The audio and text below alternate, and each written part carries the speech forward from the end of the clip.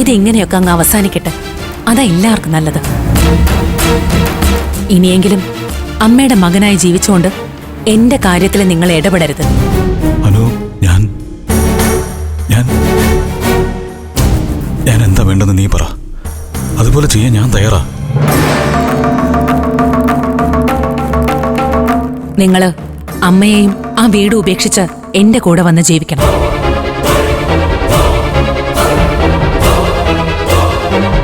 എന്ന് ഞാൻ പറയുന്ന നിങ്ങൾ വിചാരിക്കുന്നുണ്ടെങ്കിൽ അതൊരിക്കലും ഉണ്ടാവില്ല. അങ്ങനെ ഒരു വാക്ക് അനുപമയുടെ നാവിന്ന് ഒരിക്കലും വേടില്ല. കാരണം ആ വാക്ക് കേട്ട് നിങ്ങൾ എന്റെ അടുത്തേക്ക് തിരിച്ചു വന്ന അന്ന് മുതലായിരിക്കും നിങ്ങൾ എന്നെ ശരിക്കും വെറുക്കാൻ പോകുന്നത്. ശരിയായിരിക്കും. നിന്റെ അനുഭവത്തിൽ നിന്ന് നീ മനസ്സിലാക്കിയ കാര്യം ഒരിക്കലും തെറ്റില്ല. പക്ഷേ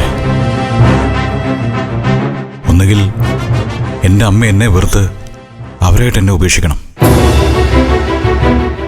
അല്ലെങ്കിൽ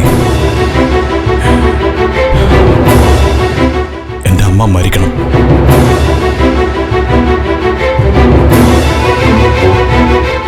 അല്ലാതെ ഞാനായിട്ട് എൻ്റെ അമ്മയെ ഉപേക്ഷിച്ച് പോകുന്നു എനിക്ക് തോന്നുന്നില്ലനോ.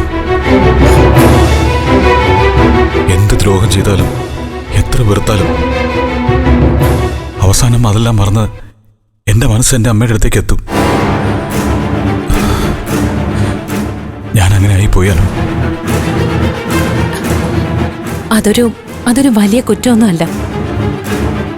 അമ്മയും മകനും തമ്മിലുള്ള ബന്ധം ഒരിക്കലും അറ്റുപോവാൻ പാടില്ലാത്തത് തന്നെയാ.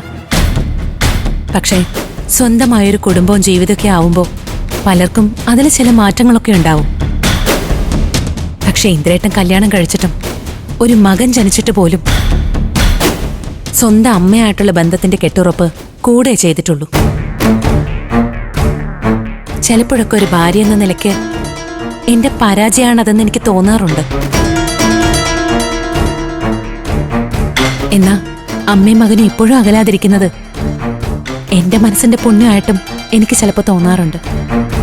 പുണ്യം തന്നെയാണോ?